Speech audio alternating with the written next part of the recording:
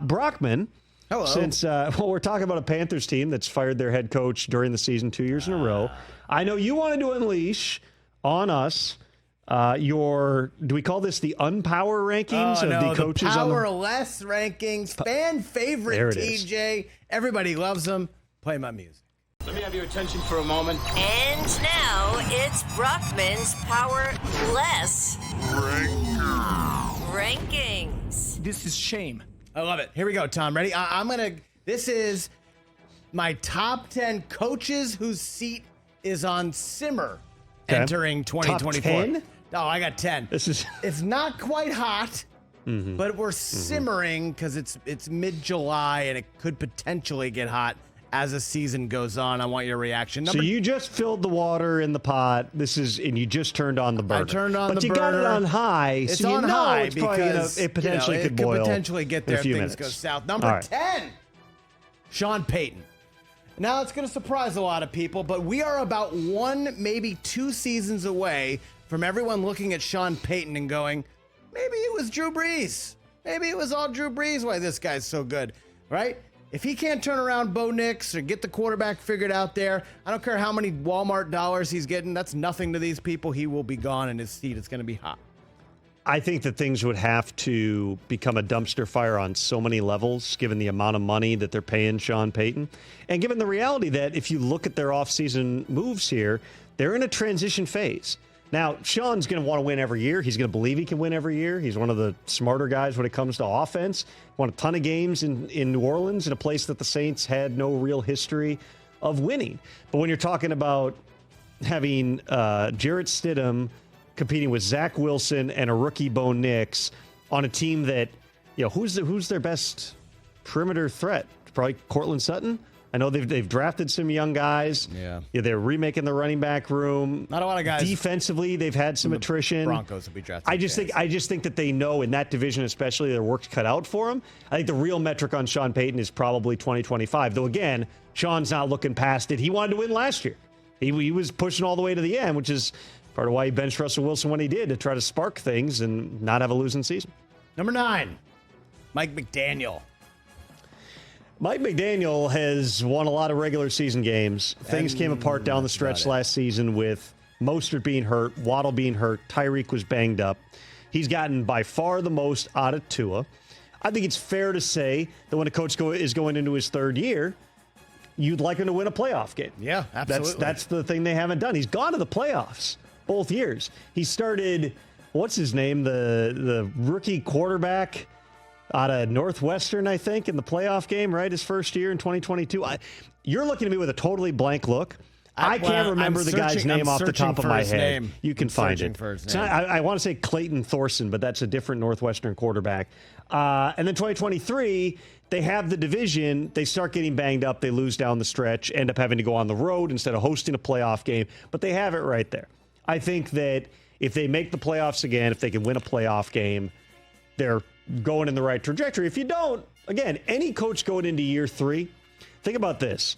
Most head coaching contracts, not all, but most head coaching contracts are 4 or 5 years. Some guys we've seen get 6-year deals. Matt Rule got a 7-year deal. Gruden got a 10-year deal. Every now and then there's a 3-year deal, but most of them are 4 or 5. Skylar Thompson. Out of Northwestern? No, I didn't go that far. I was just looking to get his name.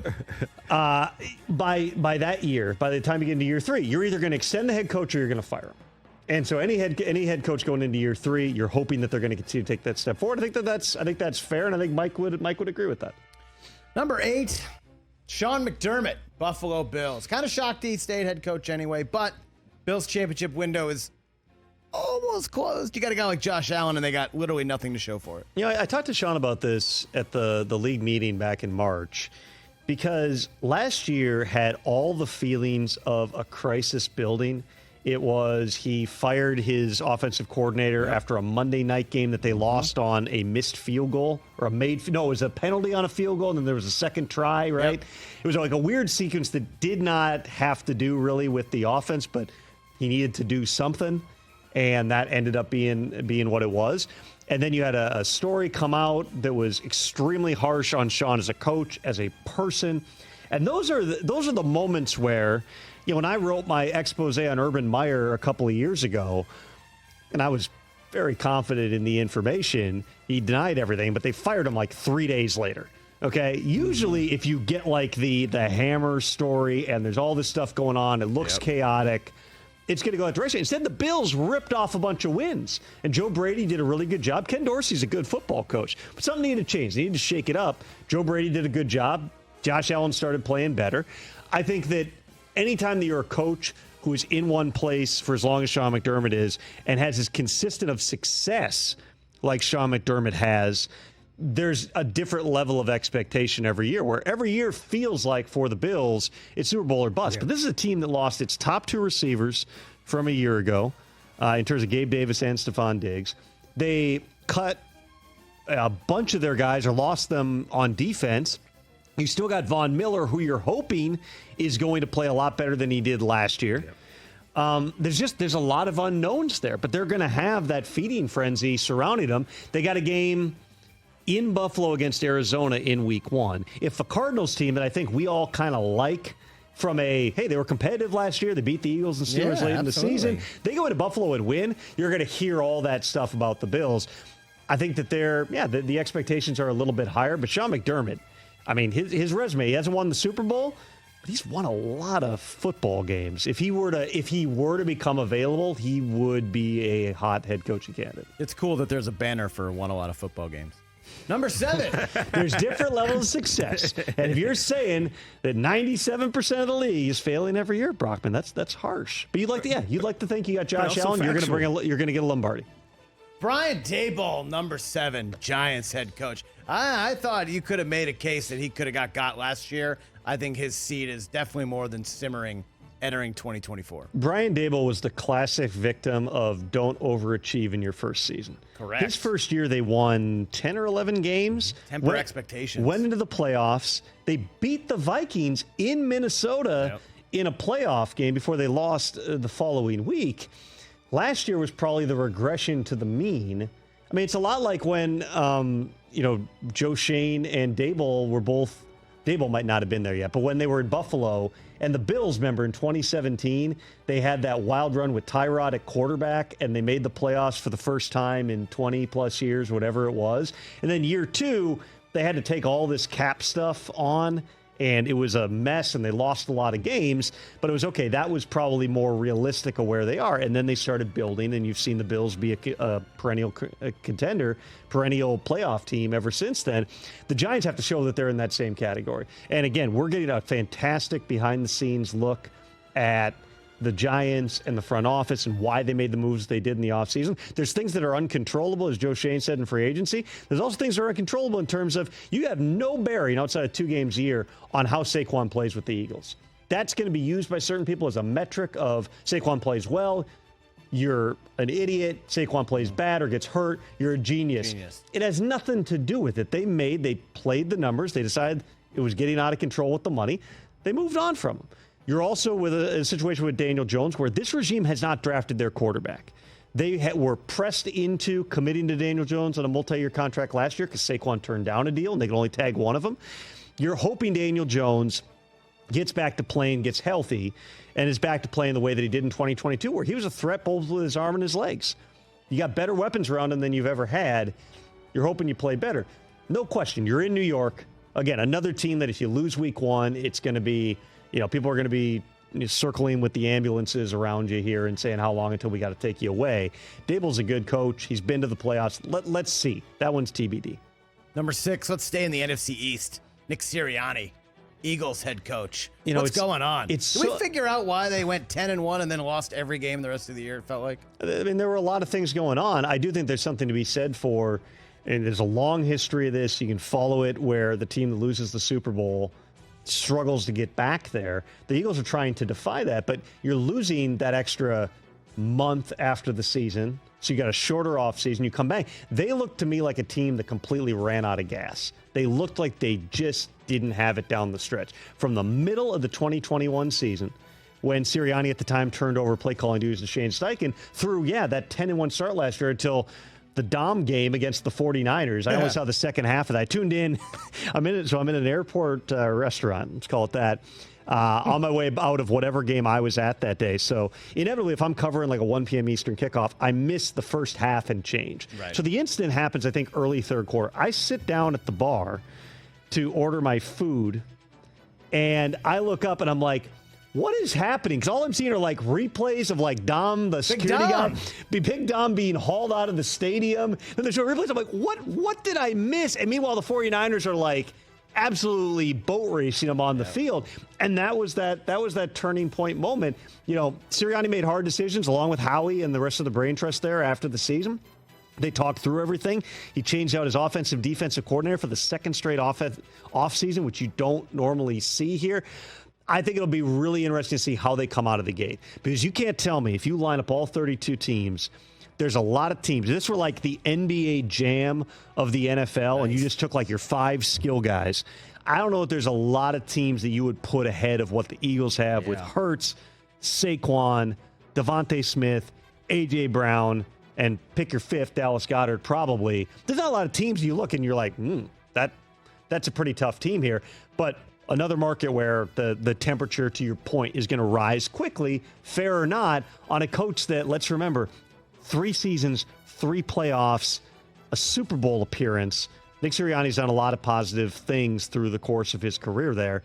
Let's see what it looks like in 2024. All right, top 5. We're going to talk a lot about this guy. We're still simmering, or is this like this? I think the temperature is a little hotter here. Okay. Matt Eberflus. A lot of pressure on the Bears heading into this year. Number 1 pick. We're going to see a lot of them on Hard Knocks. I know we love the Flus. We love his new look. He's got to beard is great. Got to succeed this year. I told him that when I saw him at the league meeting. He said his wife and his daughters really like it. I wouldn't mess with Kelly on that either. She wants the beard. I say you stick with the beard. They substantially raised expectations last year by the way they finished. From the trade deadline on, obviously, the defense was a lot better with Flus calling it. But after they made the Montez Sweat trade, they played so well down the stretch, and they were beating teams in the division. They were taking teams to the wire.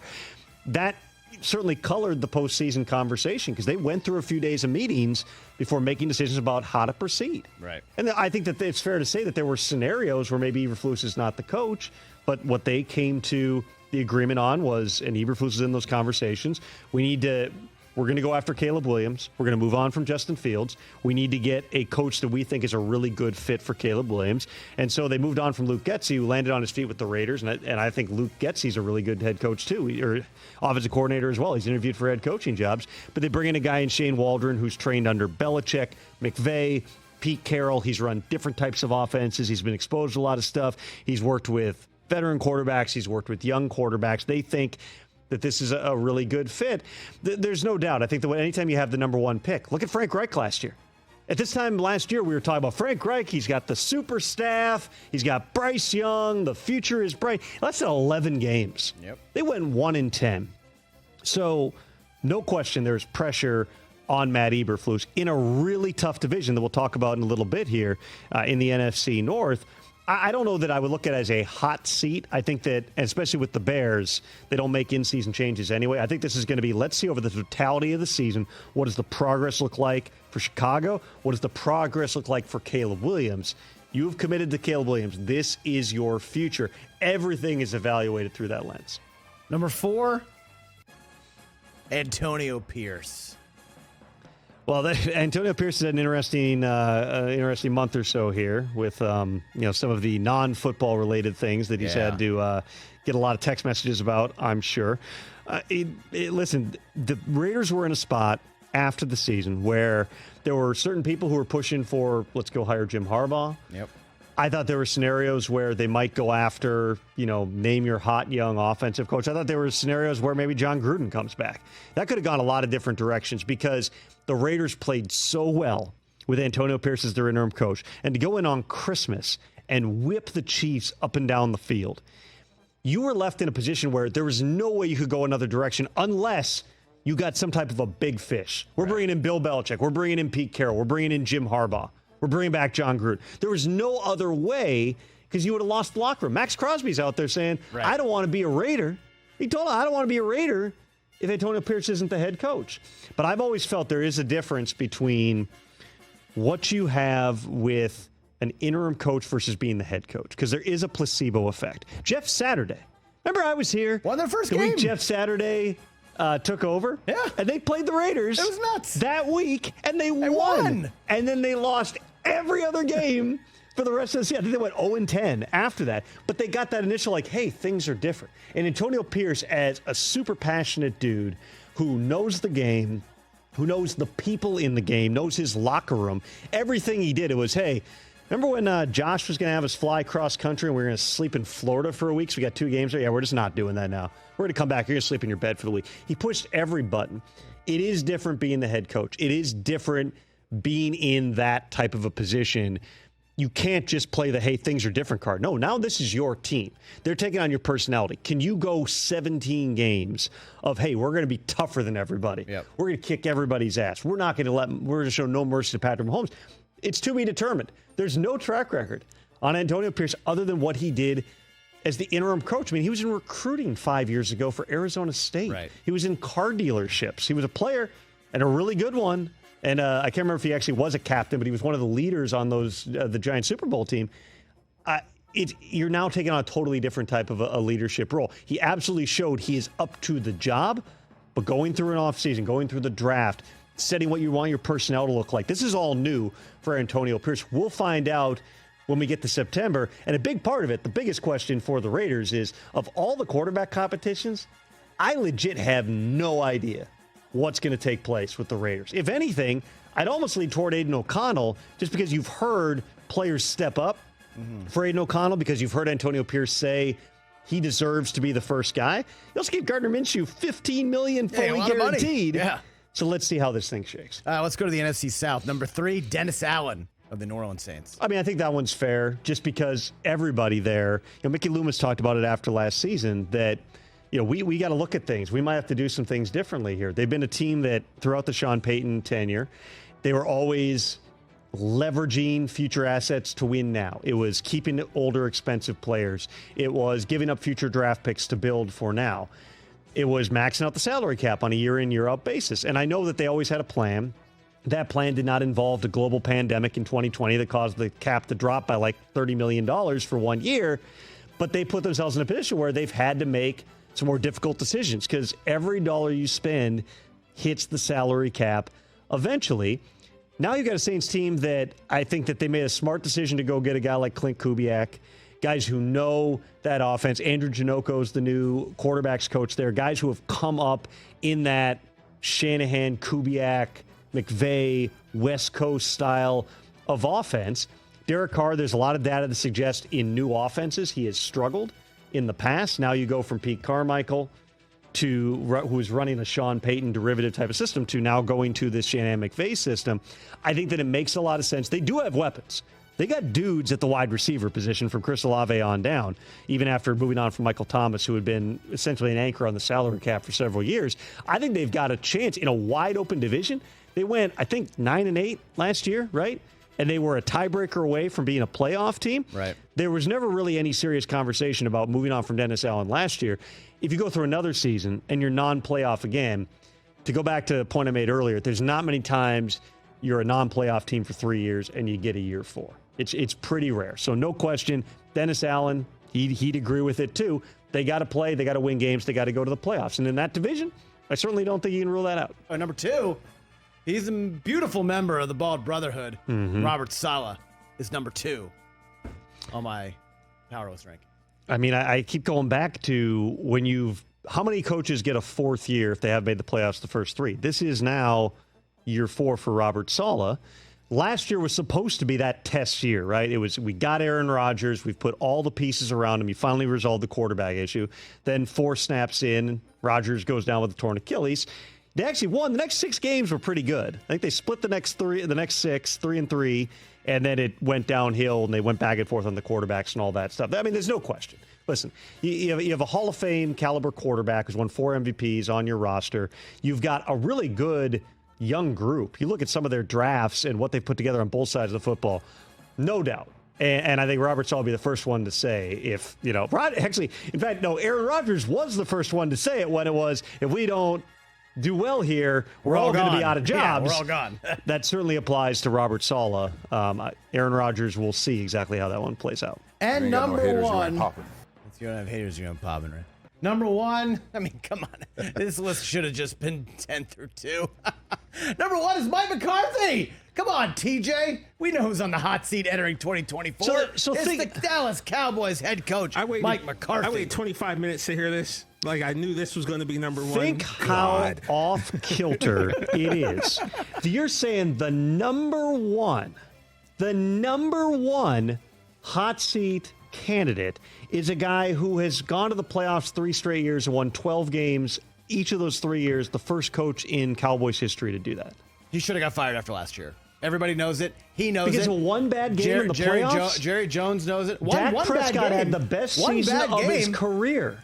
The best season of his career with Mike McCarthy calling the plays. Bill Belichick was right there to be your head coach. He are was right there. The idea All that you had Bill to do was Belichick call is going him to up come and into say, that environment. Hey, Bill, want to break the record wearing the star on the side of your helmet? Let's go. But with Bill Bill's Belichick, listen, Bill Belichick is the greatest coach of all time.